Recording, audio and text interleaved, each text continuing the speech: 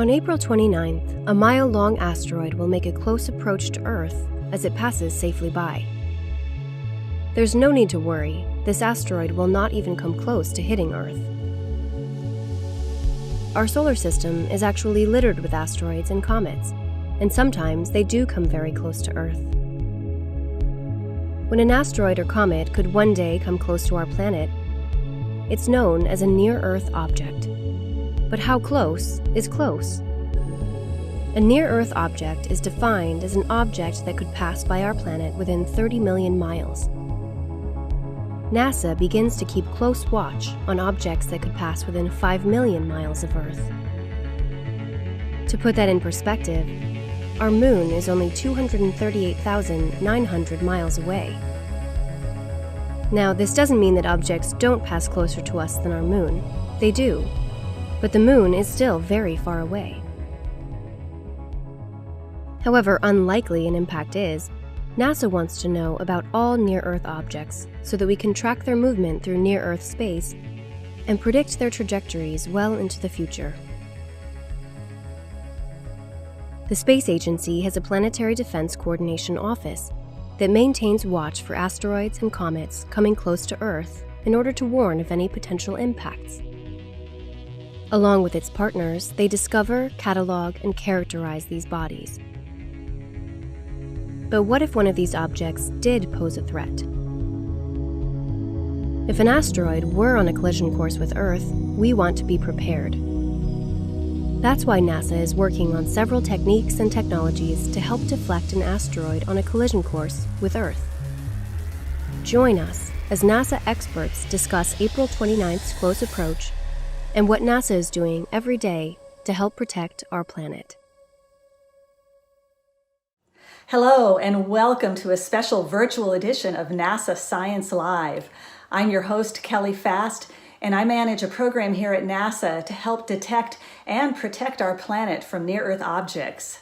As you might have heard in the news, an asteroid will be making a close approach to our planet this week.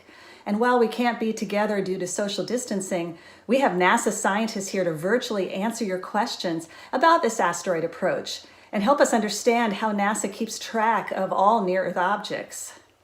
First of all, this close approach really isn't so close since it will pass by millions of miles away from Earth.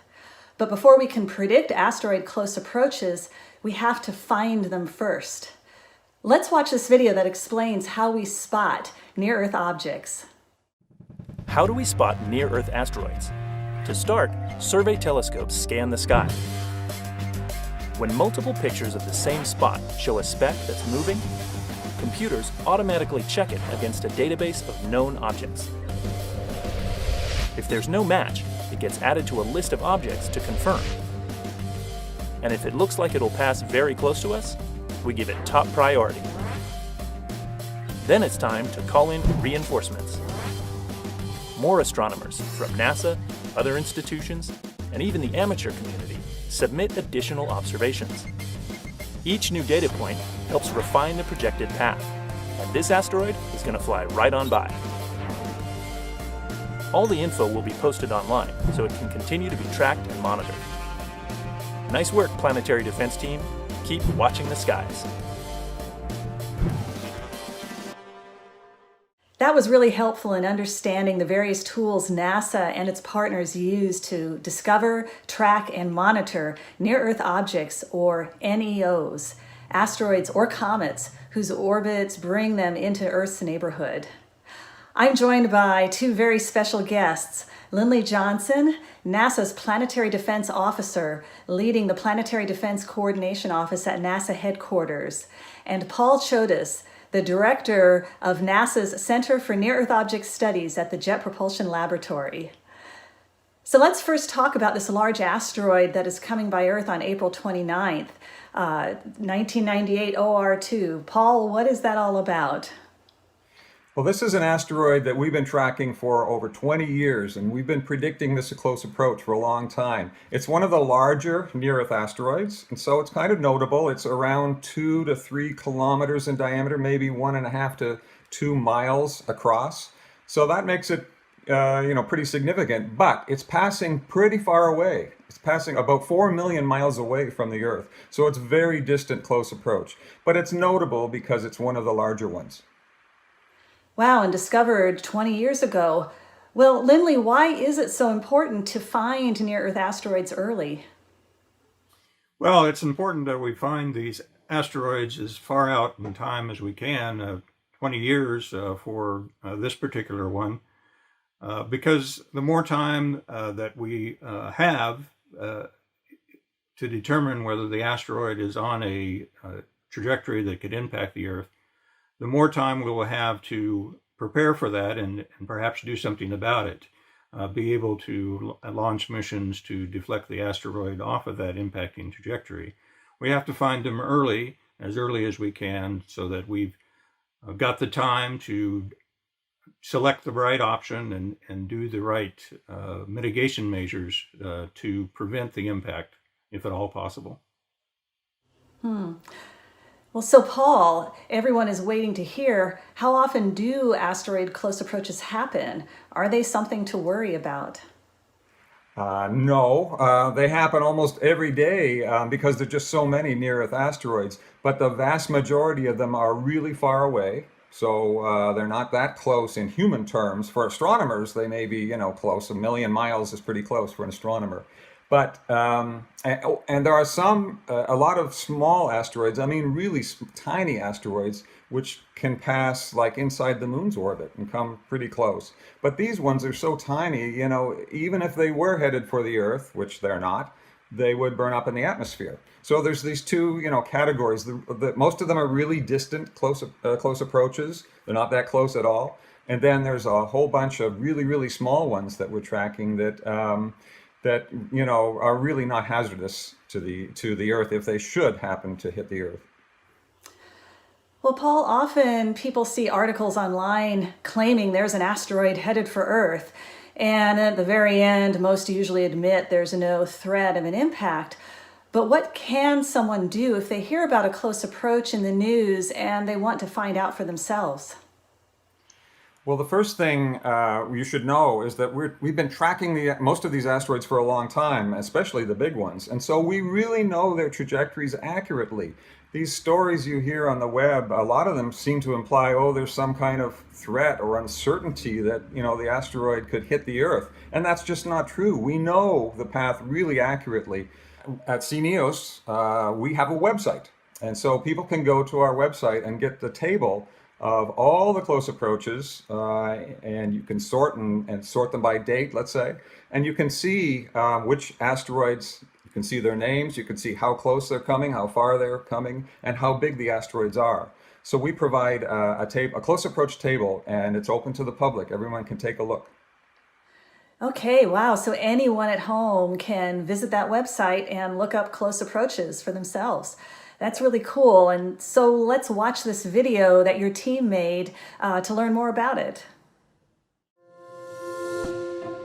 The Center for Near-Earth Object Studies, or CNEOS, at the Jet Propulsion Laboratory in Southern California is NASA's center for computing highly accurate orbital data for thousands of asteroids and comets that fly close to our planetary neighborhood.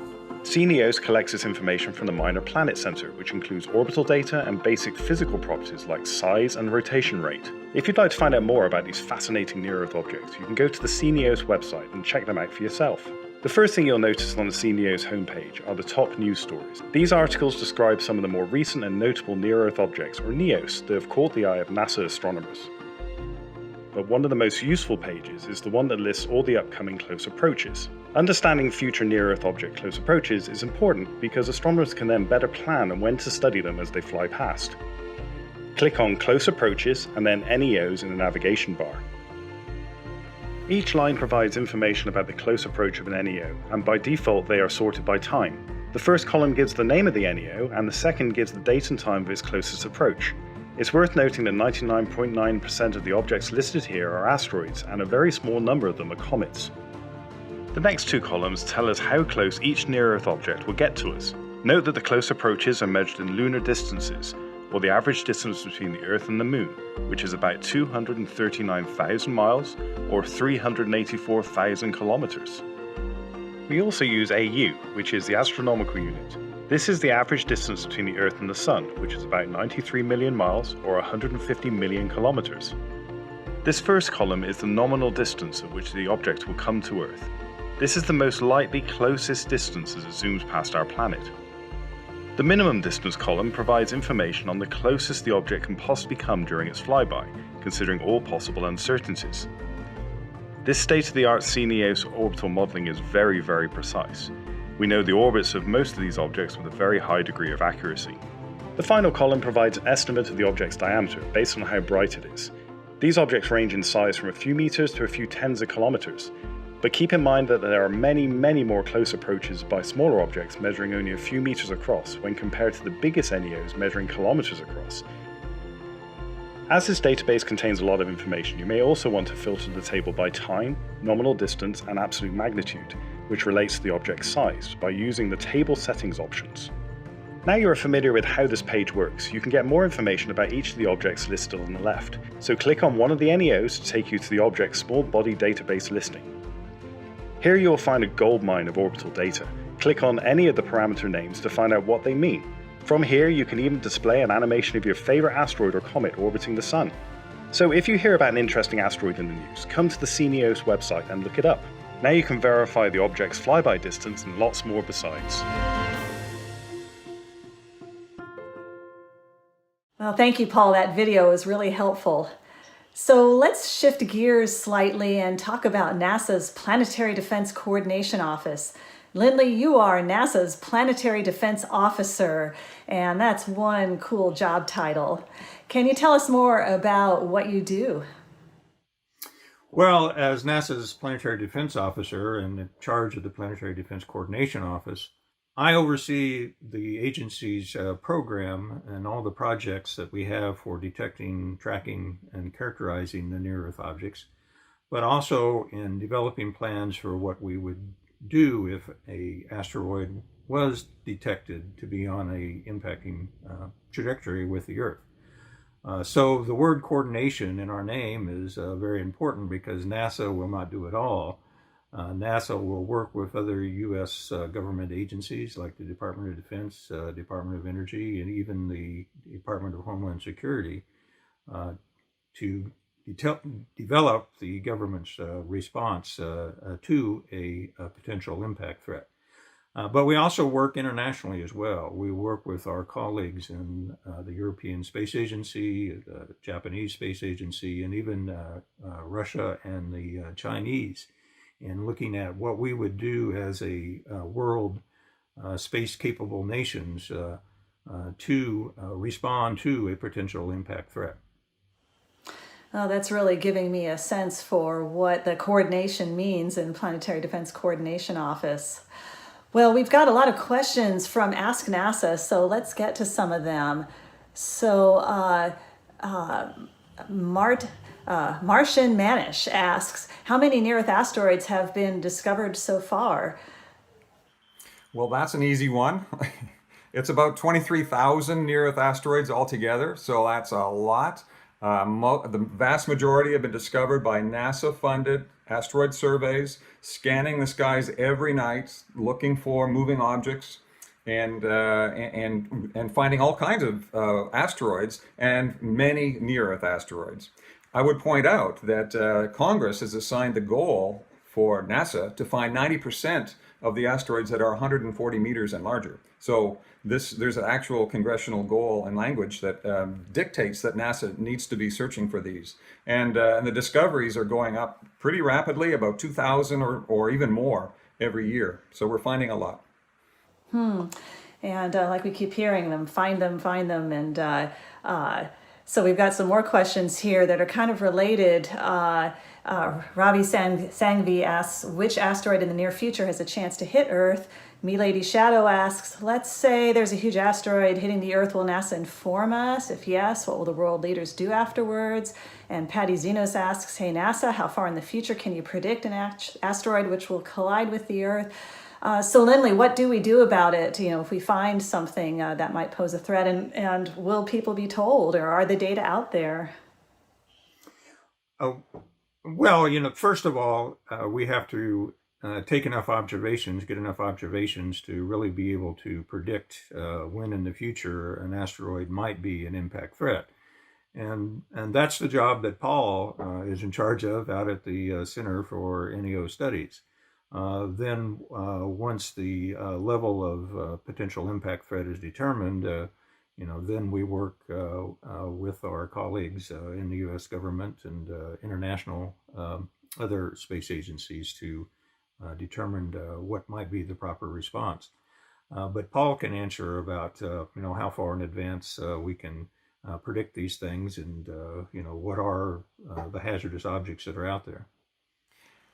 Well, we can predict centuries in advance if we have an accurate enough orbit and if we have observed an asteroid long enough. So it really depends on how long we've been observing an asteroid. But as I say, we can, that's the key thing. We'll have a long warning time. Now, asteroid Bennu, the one that the OSIRIS-REx spacecraft is at, is one of the more hazardous asteroids, but it's like for 200 years into the future. So we have a lot of time to study that asteroid and improve the orbit of Bennu. But the chance of even Bennu hitting the Earth are really, really small. 1 in 10,000 or so. Apophis is another asteroid that in the distant future, maybe within many decades, there's a small, tiny chance that it could hit the Earth. But again, as we continue to observe those asteroids, we'll probably be able to eliminate even these tiny little chances, 1 in 10,000, 1 in 60,000 chances of hitting the Earth.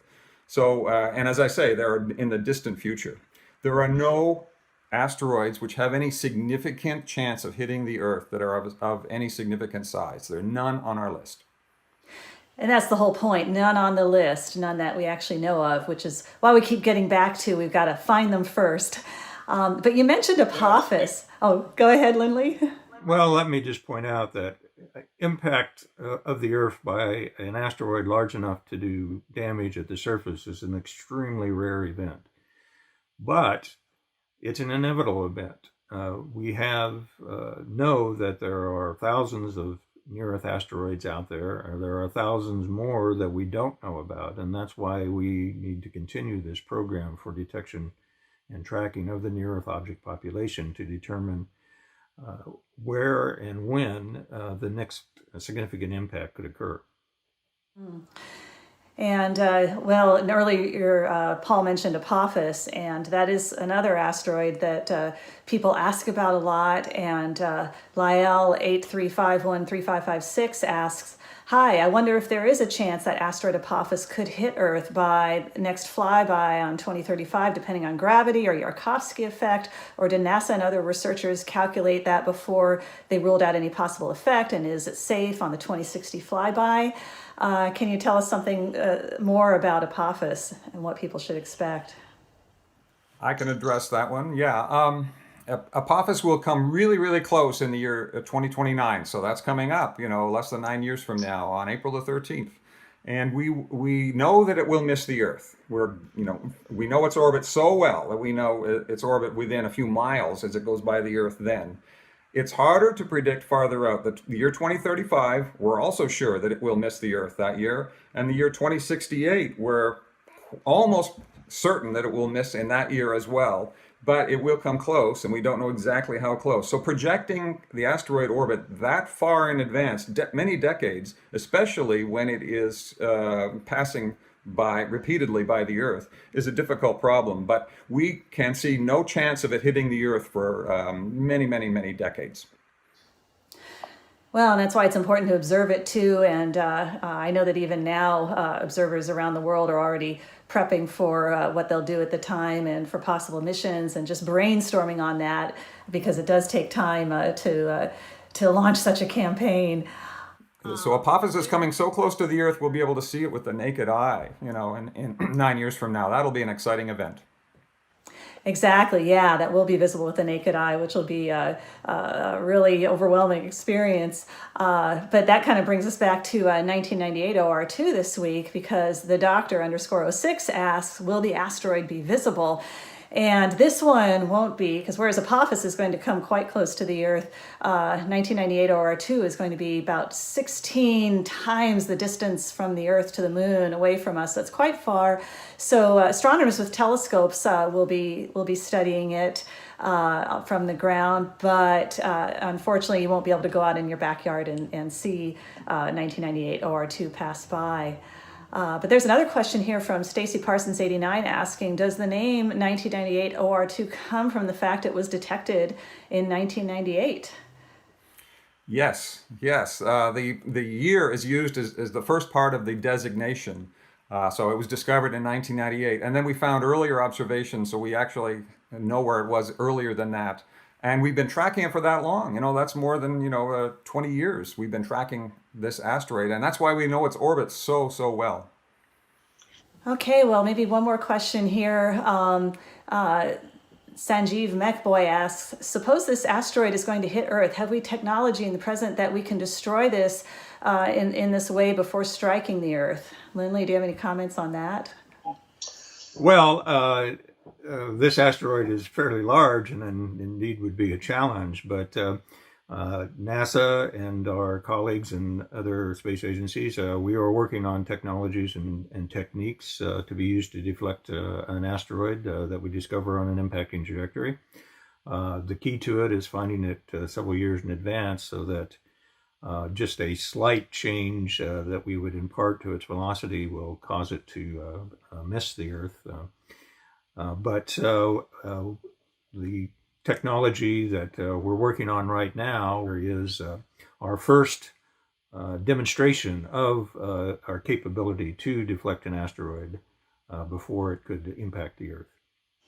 Well, it keeps coming back to find them early, and so we don't end up needing the scenarios that show up in the movies and everything, where we can do it in a reasonable manner. And you all have some really great questions. Keep sending them in. Some of the questions we're getting are asking what NASA would do if there was a threat of an asteroid impact. And there is an exciting mission that NASA is developing to test an asteroid deflection technique in case we are ever faced with an asteroid that could impact Earth in the future. So let's take a look.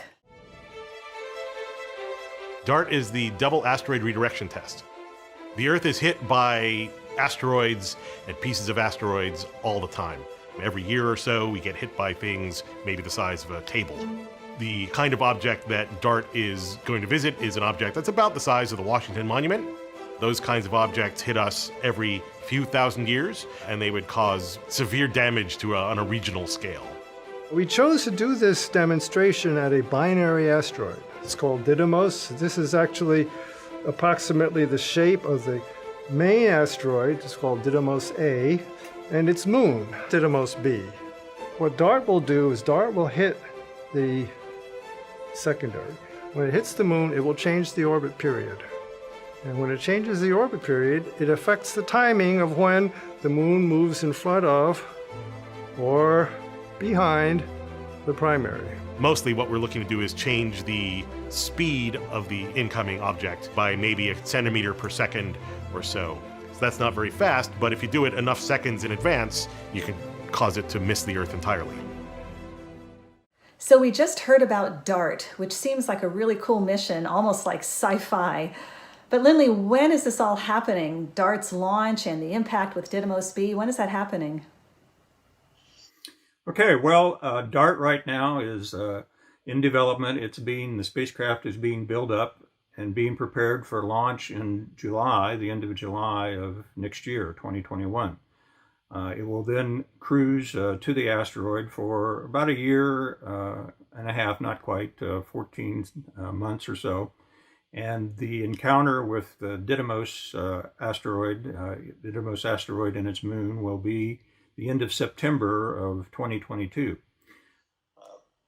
Well, everything seems really well timed. Everything seems precisely timed. Why Didymos? We're hearing about how there's all these asteroids out there. Why Didymos? Well, when we're encountering asteroids, everything does have to be precisely timed. We have to catch them at the appropriate time when they come close to the Earth. In this case, Didymos, nature has provided us this perfect opportunity almost to test the kinetic impactor technique for changing the orbit of an asteroid. Didymos is what we call a binary asteroid.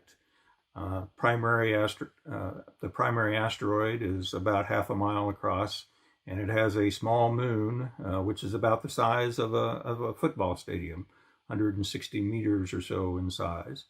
The DART impactor will impact the moon of Didymos and change the moon's orbit about the primary. This is a test, a demonstration of this capability, but we're doing it in a safe manner in that we'll only be changing the orbit of the moon and not the orbit of the asteroid around the sun, so we don't increase the hazard to the Earth from this particular asteroid by doing this test. So nature's provided us a very good test opportunity for the kinetic impactor. At the time of the encounter, Didymos will be about 8 million miles away from the Earth. And so this allows us to observe the effects of this impact from Earth observatories. Large telescoped optical observatories on the Earth can then determine how much we have changed the orbit of the moon about Didymos A. We also show that it will be close enough that it can also be detected by radar as well. Well, it's nice that nature's giving us this opportunity to test such a mission, and hopefully we never need it. But Paul, how far in advance would we need to detect a threat in order for a deflection mission like DART to do its job successfully if we ever needed that? Well, it takes time for a kinetic impactor mission to get to the asteroid, of course. It takes time to build the mission. It takes time for any change in velocity to take an effect and move a trajectory, away from the Earth. So we think that it takes you need a warning of at least 5 years to probably 7-8 years minimum if you want to execute a deflection of a sizable asteroid. So that is, I think, a minimum. We'd like to have a warning time that's decades in length. We'd like to know decades ahead, and then you don't really need to hit the asteroid as hard. You can just hit it a little bit, and over the time after the deflection, that will build up and make the asteroid trajectory miss the Earth.